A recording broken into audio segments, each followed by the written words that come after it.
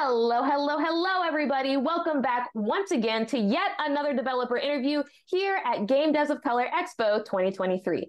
I'm the Purple Sharpie, and I am so incredibly excited to be speaking with three different members of Team Laserbeam here. I firstly have Crystal, the producer of Team Laserbeam. How are you doing today, Crystal? I'm doing very well, thanks. How are you, Sharpie? Great, fantastic as always. Thank you for asking. I also have Mars here, who is a writer on the team. How are you doing, Mars? Hi, I'm doing well. I'm so happy to see you doing well as always as well. And finally, last but not least, we have Catherine, who is the composer and writer on this very team. How are you doing, Catherine? I am fantastic. Thank you. Well, now that we've met the very fabled, amazing team behind Team Laserbeam, I got to throw it back over to Crystal to find out a little bit more about this project. Crystal, can you tell us about Wrestling with Emotions? Sure. We've been working on Wrestling with Emotions 2, New Kid on the Block. It's a dating and wrestling sim, and it's a narrative game that's really cute, a lot of pastel colors, and very romantic. Well, I'm a big fan of pastel, romantic, and everything 90s. We have a trailer here encompassing the best of the project. Let's go ahead and run it. It's showtime! After years of waiting, you finally get your chance to shine!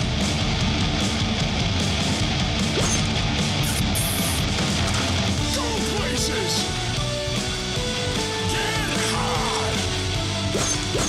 Slam! Seduce! Meet your perfect match! Wrestling with Emotions! Play the demo today! So, Crystal, I got to tell you, that trailer, you described it as cute, you described it as pastel, and you kind of undersold it to me. That was so incredibly adorable. That was, if I may for a moment just say, kawaii. I loved it. And that's why I have to go over to Mars and possibly Catherine for this very next question. Mars, I'd love to start with you.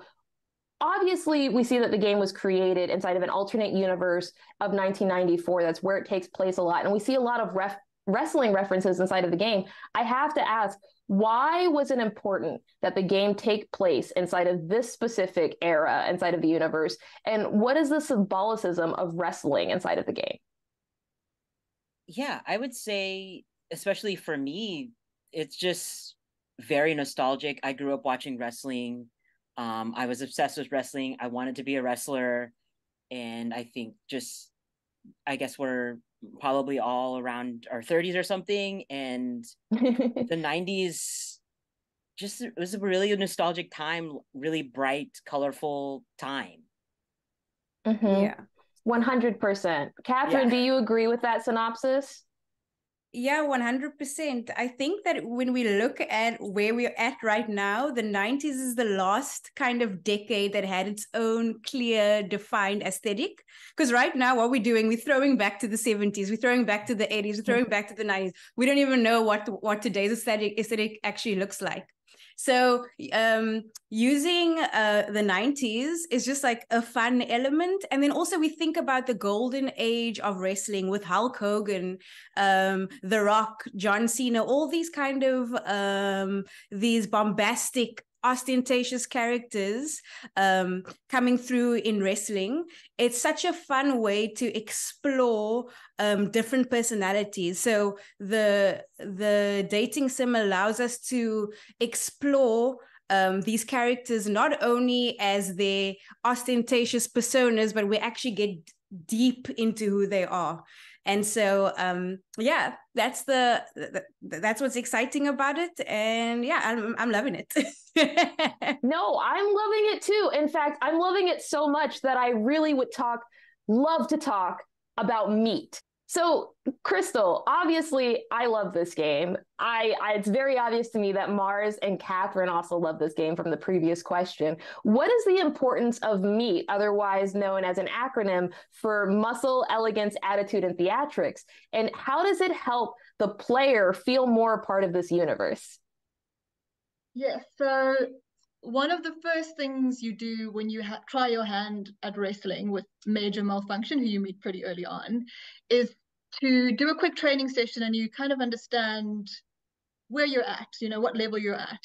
And so the MEAT stats, muscle, elegant, attitude, and theatrics will help you unlock different experiences. You'll level up as a character, and as it works on your personality, on your form, on your just presence as building this character, this wrestling character that you progress through. And I think some of the funnest parts of the game for me are the times when you can build up these MEAT statistics. So muscle, you can go pump muscles in a gym. Elegance, you can get your nails done, which you'll probably have quite a lot of fun playing in the demo. And theatrics, strike a pose, which is quite fun. And then which one have I left out, Catherine? Can you think of any others to add? Yeah, I think you've got it. I think like it's also giving very much RuPaul, RuPaul, C-U-N-T, Yes. charisma, uniqueness, nerve, talent. So basically No, it's I kind got of that. a meter Yes. for you to just show your stuff, constantly level up, constantly grow. It's just a kind of like fun aspect to level yourself up in the game. Exactly. So, Catherine, on that concept, I would absolutely love to expand a little bit more with you, because there are not only multiple, I would say, pop culture and drag race references inside of the game. There are also quite a few wrestling aspects, which we touched on very briefly previously with Mars. And specifically, there are moments where you can actually meet some of the wrestlers in the game. And one of the moments that I actually want to talk about is when you actually meet MC Manny McMahon, and a theme appears, and it's a significantly different theme than most of the other characters out of the game. Specifically, it kind of sounds like a high school band has appeared out of the woodworks to bring this man forward, So talk to me as someone who kind of worked on the composing and sound design of that theme about where you actually drew inspiration from and what parts of MC Man and McMahon you drew on in order to get that sound for them. Yeah, so yeah, thanks for that really cool description. So Manny McMahon is quite, I think, very obviously inspired by Vince McMahon from WWE. And so he's kind of the overseer, the person who's like in charge of the show. And so for the sound design, we wanted something kind of ostentatious, out there, flamboyant, even a bit garish in the sound. And so we wanted something that really announced him, like, bitch, I'm here. And this is who I am. So that's what we with all the characters, we wanted something kind of unique to their sound. So as you play the game, you'll notice that every single character has its own kind of like own sonic universe. So that's really an exciting element of the game. And I really hope people like tune into that too. If people experience anything like what I experienced inside of that demo, they're going to have a fantastic time, not exclusively playing it, but also listening to the music. I do want to discuss very briefly something that Catherine touched on, and I'd like to go back over to Mars for this. Mars, can you talk to me about some of the other wrestling puns and some of the wrestling universe references that we see inside of the game? As Catherine said, obviously, there's a character, MC Man and McMahon, who's directly based off of Vince McMahon inside of the game. Were there any specific inspirations that kind of like jump out to you that you were really excited to include inside of this game coming from the wrestling universe? Anything from the WWF or even the WWE or even AEW? I think all the writers on the team are a little bit silly and really, really just diving into the puns. I'm trying to think specifically of puns related to like wrestling. I definitely was writing puns based on like the characters I was writing about. Like like very specific to the persona of my characters. Yeah. Did you want me to talk about that? I would love for You... you to expand on that a little bit if you would. Okay. Yeah. Okay. So there were two characters I wrote about. One of them is a swamp person. So I was definitely anything involving like muck or murkiness or like mud or dirt. I was just like going through like a thesaurus of like words that just describe like grime and swampiness and just throwing those in there for like the names of like moves or whatever like nickname I would give the player or something. And another character I wrote for is like a big feline cat person. And so I was like, okay, here we go again. Okay, cat stuff. And so yeah, I kind of went wild with the puns a little bit, but it was really fun. It really shows inside of the game too, because it kind of reaches a certain level, I feel, of campiness and punniness while also still being topical and warming. One of the specific examples I want to talk about is actually easily referenced inside of the demo when you first go inside of MC Manny McMahon's office and you actually see a reference to Cuddlemania from 1976, which is actually a direct reference to WrestleMania. And it used to be called, instead of wrestling with emotions, it used to be called wrestling with feelings, which is a direct reference to WWF, which is the Worldwide Federation, or the Worldwide Wrestling Federation, as you know. And so there are just so many different compounded, I want to say, puns on top of the puns that it ends up ultimately becoming some of the punniest lore that I've seen inside of a project thus far. So absolute congratulations to Catherine and Mars, both members of the writing team, for that level of immersion inside of this narrative game. As we know, narrative games are absolutely driven by not only the writing, but also the sound design, and even more importantly, some of the visual aesthetics that we get inside of the game. With that being said, I'd love to go back over to Crystal and talk a little bit more about some of the gameplay and some of the locations that we see inside of there. Previously, you referenced doing your nails, going over and testing with the drill sergeant, and even actually competing inside of the actual wrestling arena. But I would love to talk a little bit more about one location, specifically Thrashers, which is a location that you can actually visit inside the demos. Now, Thrashers is kind of like an underground skate park / audio venue, and you actually meet very interesting characters in there. You have an opportunity to not only meet other wrestlers inside there, but you also get to decide which band members get to play at that venue, which helps level up your meet, as it were. Talk to me a little bit more about the idea behind that level of immersion inside of this wrestling project. Yeah, I think this touches on some of the things we spoke about earlier, and I think a big part of the 90s nostalgia that we all love, and definitely Ben, our creative director, adores, is the punk aspect of the 90s.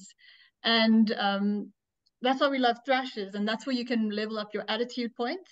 So it's built around a skate park it's got no hierarchy. You know, everybody's equally important. You know, you're greeted by you know, a really cool kind of skater person. If you ask them, you know, do you run this place, you'll find out what their responses are. And I think, you know, something that we really wanted to tap into, you know, with the wrestling and with the era was, you know, take the aspects of wrestling that we don't love as much, you know, the slightly maybe more toxic aspects of it, and reshape it, and, you know, add those layers of pastel, add the brilliant music. And to do that, we actually put it inside a town, which incidentally is almost themed on wrestling, because in this alternate 1994, entire towns are based on wrestling because it's so popular. So yeah, so Thrashers is another place where you can be part of that community. And one of the ways that you can do it is to pick the bands. Another way, which is by far my favorite, is a graffiti game where you can actually spray paint the walls and add your own mark to the space. And yeah, what we really loved is being able to kind of both hark back to that age of, you know, the 90s and the nostalgia, but also the things that we weren't, I mean, for me, the things that I wasn't quite cool enough to do when I was that age. You know, I was never cool enough to be a punk person with a skateboard. Yeah, and I know Catherine, you know, Catherine and I both grew up in South Africa. So I think, you know, 1994 always has, you know, certain, you know, I'd love to go back there, but also it wouldn't be necessarily for a person of color the best place to be prior to 94. So that, you know, symbolically it's important. So Catherine, how does the, you know, Thrashes, the skateboard feel to you as a fellow person who grew up in the city? Yes. First, to give context to what Crystal's saying, to add, 1994 is significant to South Africans because that's the year South Africa officially became a democracy. And so it's nice again to kind of, to reflect back on that time and reimagine what that time could be had we all been free at that time. And so I think the significance also of Thrashes is more also about the spirit of Thrashes. It's got this very kind of DIY punk mentality, which is also reflected honestly in the way we approach this game. Because for me, I make music for a living, and I came on board as a guest writer, but I had to DIY it. I had to learn how to write in the back end and all of that. And so I think that it holds a significance because of the spirit of this kind of like DIY mentality and this DIY ethic we took in our approach to the game. Oh, for sure. One of, I think, the most powerful things inside of this game is that as everyone inside of this interview has stated before, wrestling is inherently something that is kind of very, very, very toxic masculine, you know, and it's been recreated into something that everybody, all folks from all walks of life can enjoy. And I think Crystal also really touched on an amazing aspect, which is the community building inside of the game. I kind of want to just go harken back with every member inside of the team here, starting with actually Catherine, going to Crystal, and then to Mars. But I'd love to touch on what aspects of community building is your favorite inside of this project and what you are the most proud of being able to see and contribute into the project. Yeah. So for me, it's really, I'm going to kind of pivot a little bit and talk about some of the character development we have happening in the game. So I write for a character named Outburst, and what was really important with that character was really, it's really reflecting my experience as a Black queer woman. We wanted a character that is kind of out there. That's why she's named Outburst, and she's often misunderstood, and she fights for the little guy. She comes from a different planet, and she's often perceived as very aggressive when in actual fact she's just trying to, you know, stand up for what she believes in. So like what I really appreciate about the game is that we get to explore all of these different kinds of narratives. There's another character named Steve who is a kind of sleazy ladies' man, and we later on find out that he is hiding a lot of insecurity behind this bravado. So like what I really appreciate is that we get to really explore some really meaty topics, excuse the pun. But I really appreciate that aspect of the game, and it's again I think reflected. There's almost like a mirror. There's the front end of the game that we see, and then in the actual team that we work with, there's a lot of those same kind of stories reflected in our lived reality. So it's really cool to have that reflected in the game itself. Crystal, what are your thoughts on the community building? Oh, so much.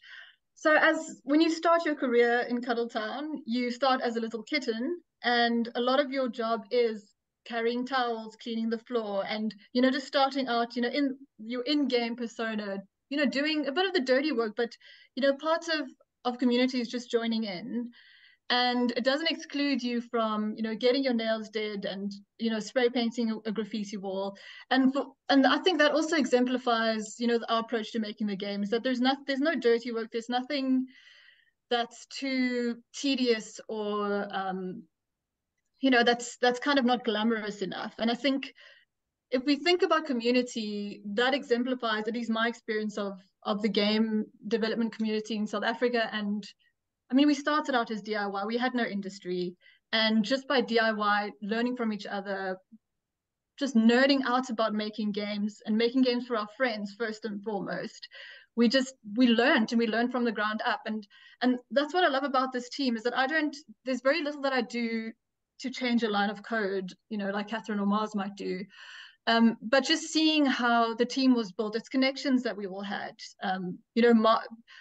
Our creative producer Ben was a fan of Mars's work and just discovered Mars through social media and brought Mars in. And Catherine is a long friend, I'd say, and collaborator in other ways. And Ben thought, we must have Catherine. Catherine makes really cool things. So I just think the joining in, everybody has a chance. Everyone has something amazing to contribute, and we all have such different life experiences. Like Catherine says, it shows in the game in very sneaky and sometimes very explicit ways too. I love it. Mars, for the final conversation, I'd absolutely love to get your take on community building, both in the game and as a developer inside of the game. Yeah, I just want to echo everything that Crystal and Catherine were just saying, that yeah, Ben Laserbeam, I knew about my punk band, like DIY punk band, and we were following each other on social media. And then I had a YouTube channel for a little bit, and we just kind of stayed in touch. And then they asked me to join the writing team. I was like, I've never written for a video game before, but I love video games. Yeah, sure. So it's very, that's just the spirit of the game is very DIY, and it's just very genuine. And I think the community building is in the game, but also the game is made of it's from community building. And no, I super agree. I think the ethos of the community is 100% there, both visible inside of the development team and obviously inside of the project. Team Laserbeam, thank you so much for taking time today to speak to me. Crystal, Catherine, Mars, I greatly appreciate it. Thank you. Thank you. Thank you. Everybody, please remember to support Team Laserbeam by wishlisting Wrestling with Emotions, New Kid on the Block, right now on Steam. The demo is currently available, so make sure that you play it. I had a heck of a good time with it. But you can also follow along for updates on this project by following along Team Laserbeam on both TikTok and Instagram. Me personally, I will be following them on TikTok. Thank you again, everybody. And please stay tuned for even more Game Devs of Color Expo 2023.